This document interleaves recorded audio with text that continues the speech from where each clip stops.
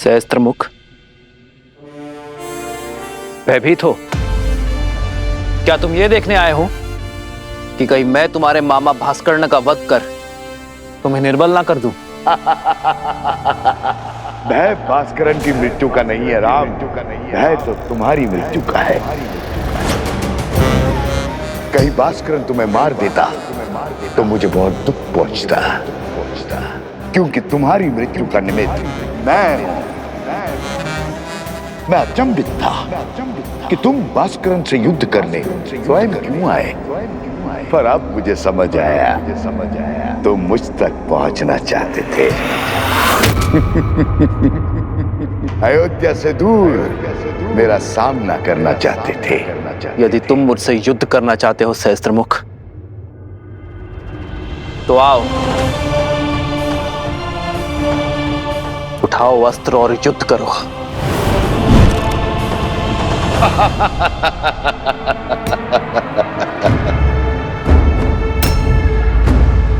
मेरे शस्त्र सदा मेरे साथ रहते हैं राम। मेरा मुख मेरा धनुष है जो सहस्त्र दिशाओं में है।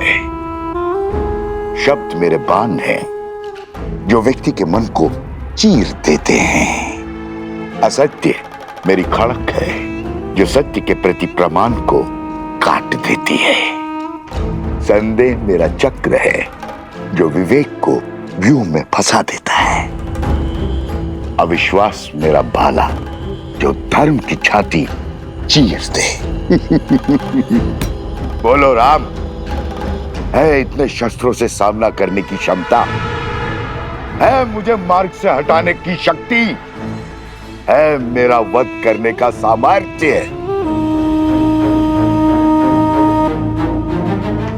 यही भ्रम तुम्हारे भाई रावण को भी था। जानता हूं राम, जानता हूं तुम महान योद्धा हो, पर मैं दशानन रावण की तरह मूर्ख नहीं हूं जो जानता था कि बाहुबल में तुमसे जीतना असंभव है। तुम्हारे साथ इंद्र है, फिर भी युद्ध भूमि में तुम्हारे सामने खड़ा हो गया। जो युद्ध बुद्धि से जीतना था उसे बल से जीतने की हट कर बैठा।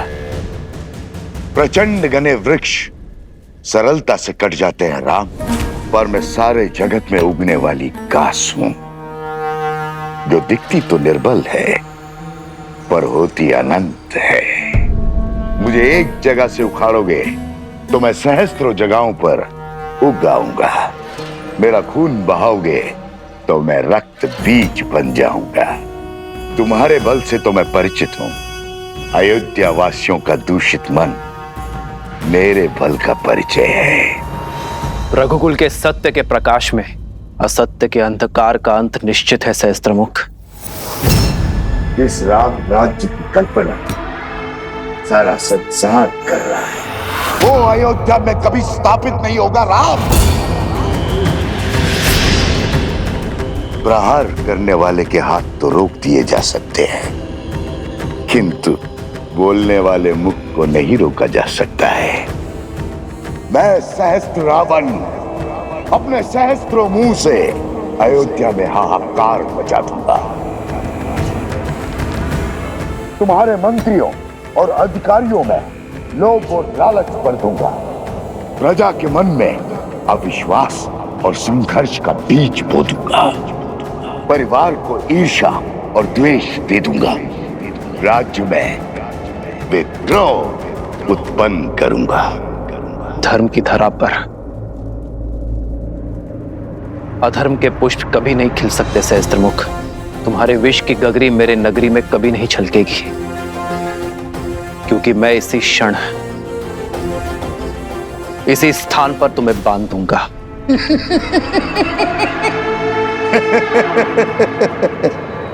देर कर दी राम, बाण धनुष से छूट चुका है। प्रजा छोड़ो, तुम तो अपनी पत्नी सीता की भी रक्षा नहीं कर पाओगे।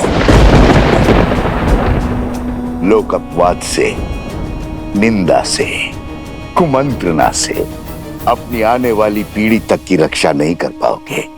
अपमान से जब असत्य परिवार में प्रवेश करता है तो प्रेम और सम्मान सबसे पहले खिड़की से भाग जाते।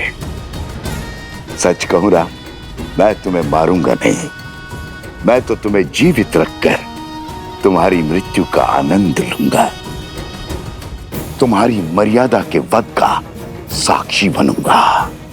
जब पूरा विश्व एक सुर एक राग में बोलेगा कि राम की सीता दूषित है, अपवित्र है, चरित्रहीन है।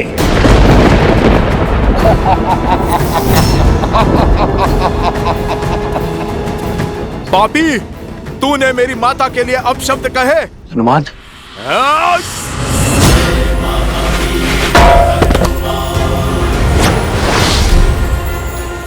बहुत हुआ तेरा छल, अब तू देखेगा सीता माता के पुत्र का बल। तेरा इसी क्षण अंत कर दूंगा मैं, तेरे लोक अपराध का, तेरे भ्रम और तेरे असत्य का। या तो तुम महाबोले हो या महामूर्ख हो वानर। इतना भी नहीं जानते असत्य को जितनी ऊंचाई दोगे वो उतना ही बलवान होता है, उतना ही शीघ्रता से फैलता है स्वर। राघव की पत्नी दूषित है, दूषित है, दूषित है। राघव की पत्नी दूषित है, दूषित है, दूषित है।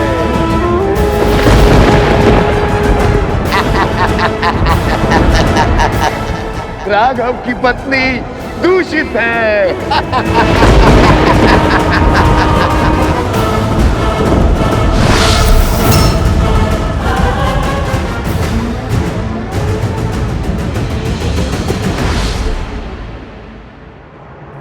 सीते,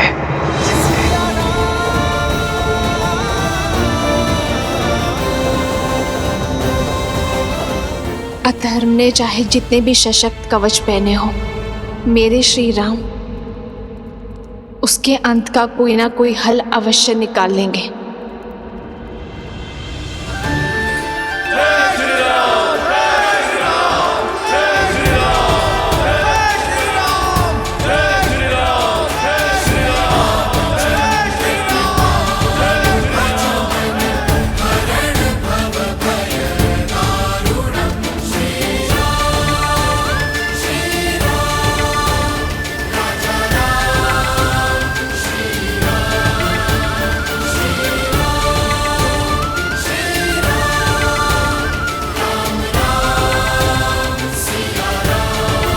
सामर्थ्य की जय जयकार होती है क्या भैया? हाँ, अन्यथा जो हुआ है उसके बाद राम सिया के जय जयकार के योग्य है क्या? जिस राम राज्य की कल्पना सारा संसार कर रहा है वो अयोध्या में कभी स्थापित नहीं होगा। राम, तुम्हारे मंत्रियों और अधिकारियों में लोभ और लालच भर दूंगा, परिवार को ईर्ष्या और द्वेष दे दूंगा, राज्य में विद्रोह उत्पन्न करूंगा। हनुमान, ध्यान रहे, सहस्त्र मुख का उल्लेख अयोध्या में किसी के आगे नहीं होना चाहिए। पर प्रभु, प्रजा को सावधान करने की आवश्यकता है। जानता हूं हनुमान, किंतु युद्ध में विजय के पश्चात प्रजा और सेना केवल उत्सव की कामना करते हैं, अवसाद की नहीं।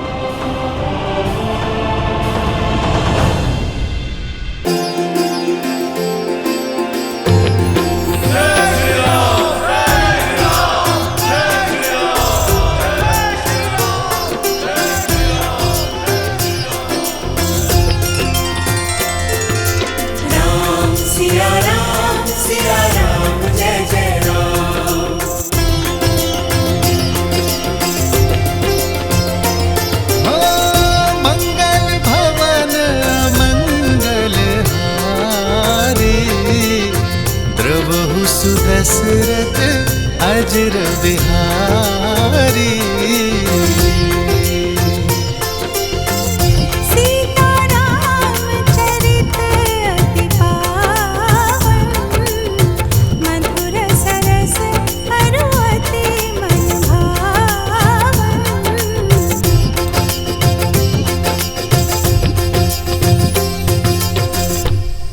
वैसे तो राम ने कई युद्ध जीते हैं, लेकिन ये राजा राम की पहली विजय है। माता, आपको देखना चाहिए था कैसे भैया ने उस दुष्ट भास्करण का वध किया। ना वो धरती पर था और ना ही वायु में। हनुमान जी के सहयोग के कारण। हनुमान जी ने इस युद्ध में भले ही सैनिक ना बनकर, परंतु भैया का सेवक बनकर अपना पूर्ण योगदान दिया है। उनके बिना ये विजय संभव नहीं थी, है ना भैया? इतना विनम्र मत बनो लक्ष्मण। मेरी वीरता की गाथा बताने में अपना शौर्य छुपा बैठे। संघार दमन को कितने साहस के साथ मारा है तुमने, और भास्करण का वध करने में अपने प्राण तक दांव पर लगा दिए। ये विजय केवल राजा राम की नहीं, समस्त अयोध्या की है। और अयोध्या इसी प्रकार हर युद्ध को जीतेगी, फिर चाहे वो युद्ध भीतर का हो या बाहर का। राम सिया राम सिया राम सिया राम, राम सिया राम सिया राम। उचित समय पर आए हो पुत्र। हाँ पुत्र, कल वसंत पंचमी के अवसर पर सीता के गर्भ के पुष्पवंश संस्कार का मुहूर्त निकला है। तुम्हारा होना भी वहां अनिवार्य है। अब तुम आ गए हो तो सारी पूजा विधि विधान पूर्ण हो जाएगी। अवश्य मां।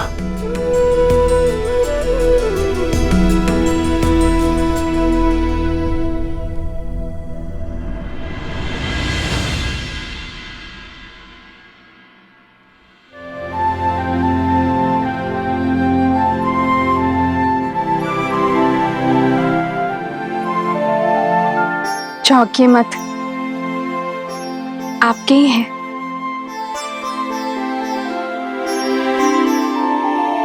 कौशल्या माता ने दिए। कह रही थी जिन खिलौनों से पिता खेले हैं, पुत्र भी उन्हीं से खेलेंगे।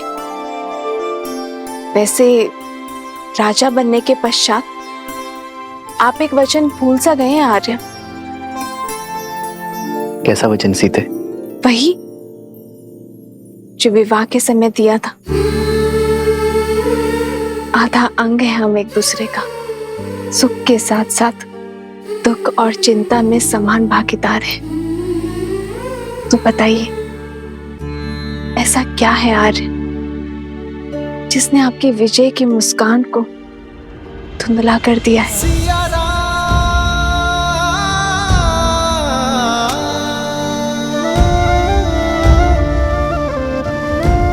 कैसे बताऊं सीते?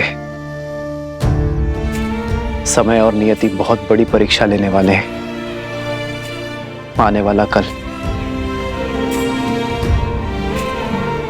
बहुत बड़ी कसौटी है।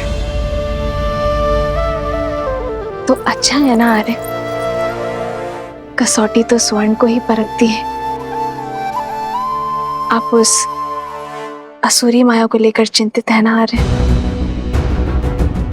गुरु वशिष्ठ ने बताया मुझे कि किसी असुरी माया की छाया है हमारे राज्य पर, जो प्रजा की सोच और विचारों को दूषित कर रहा है। राम की सीता दूषित है, अपवित्र है, चरित्रहीन है। सोच की शक्ति समझती हूं मैं आर्य। एक बुरा विचार सभी अच्छे विचारों को दुर्बल कर सकता है। यही सत्य आपको व्याकुल कर रहा है ना? गुरुवर ने यह भी बताया कि इस सोच को शास्त्र से नहीं, संस्कार से हराया जा सकता है।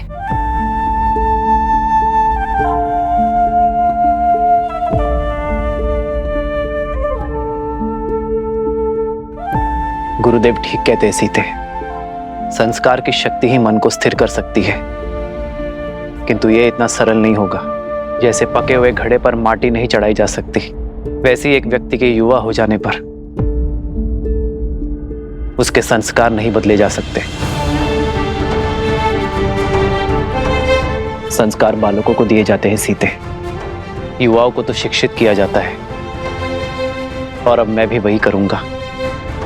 अपने राज्य को, अपनी प्रजा को शिक्षित करूंगा। क्योंकि विद्या ही अब एकमात्र मार्ग है।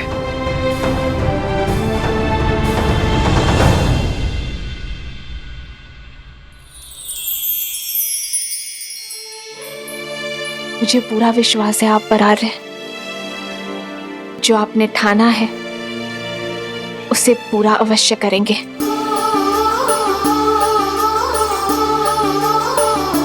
तुम्हारे साथ के बिना ये सब संभव नहीं है सीते।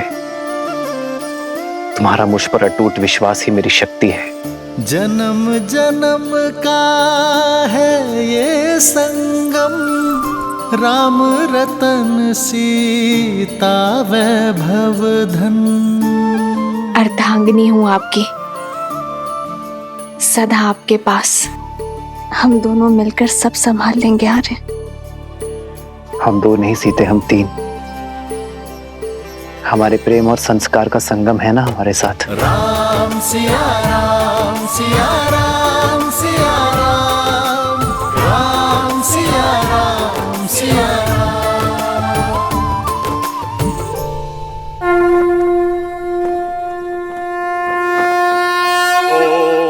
अजव्याः संवृताः पृथ्वी समाश्च विश्वकर्मणाः संवृतताग्रहे।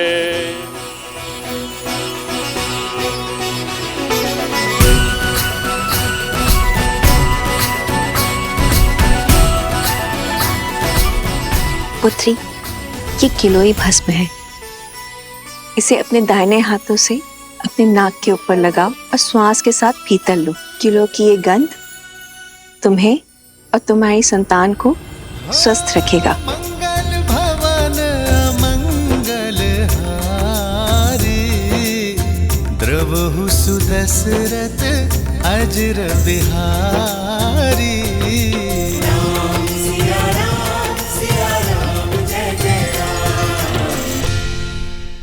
गर्भ धारण के बाद यह औषधि अमृत के समान होती है राम। जिस प्रकार सूर्य की किरण पृथ्वी को जीवन देती हैं, उसी प्रकार यह औषधि गर्भास्थ शिशु को पोषण देती है। शरीर के साथ साथ आत्मा को भी शक्ति प्रदान करती है। माता शिशु का आधार होती है। शिशु के प्रति अपने दायित्व को लेकर सदा सज्ज रहती है।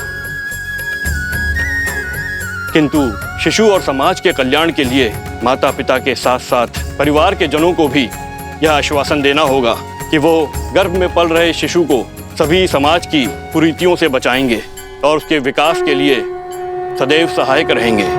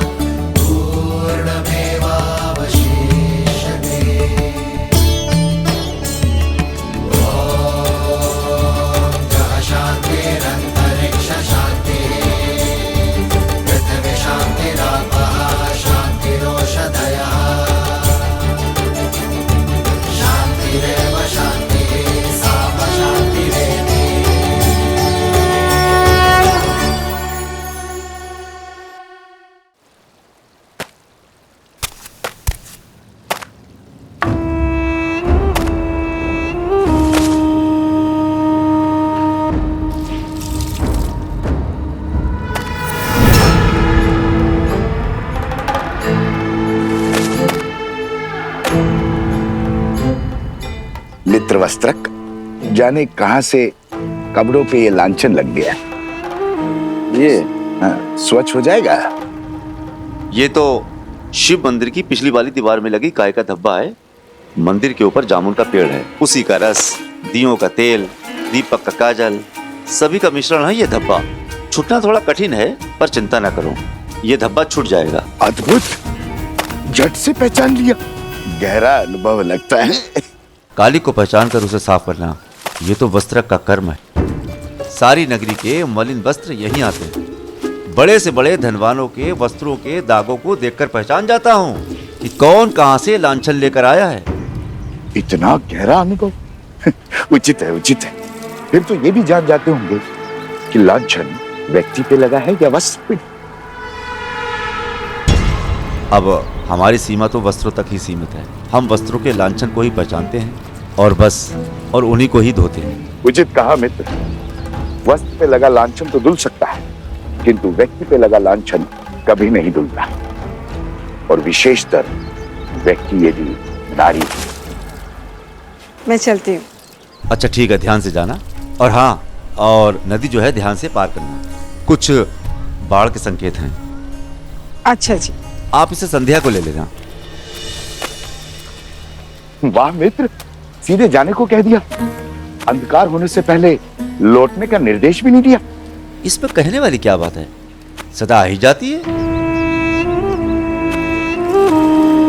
धन्य हो रे राजा राम और उसकी प्रजा। समाज के लांछन जानते हो और समझते भी हो, फिर क्यों देखकर अनदेखा करते हो? भूल गए, नारी पे लगा लांछन कभी नहीं धुलता। तुम्हारा मन पवित्र है, पर समाज का क्या? जंगल में मोहर नाचेगा तो कहां देखने जाओगे? अब